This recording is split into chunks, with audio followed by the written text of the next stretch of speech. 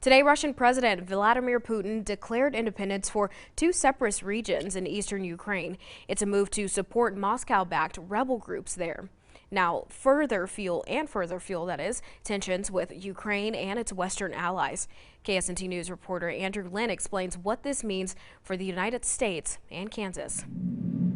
It appears that an invasion is taking place, will soon take place, at least in part, the eastern part of Ukraine, in which Russia will try to reclaim that territory. Senator Moran says that if Russia attacks, the United States should immediately place sanctions so that Russia pays the price of its actions.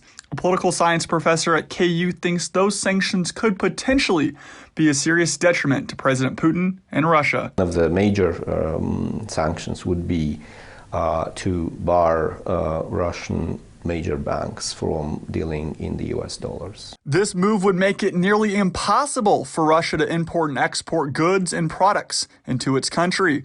But Sutatsi says that Putin has a method behind his madness, and it starts with gathering military. Gather sufficient number of military and, kind of show off some sort of military might, right?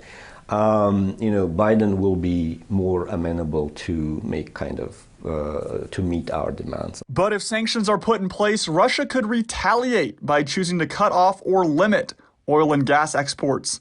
That could affect the U.S. in more than just one way. It matters that the price of oil is climbing and the price at the pump is expensive. It affects the agricultural markets and wheat. Ukraine is a major wheat producing country. Since Ukraine is not a NATO country, the U.S. military is not allowed to intervene without serious consequences.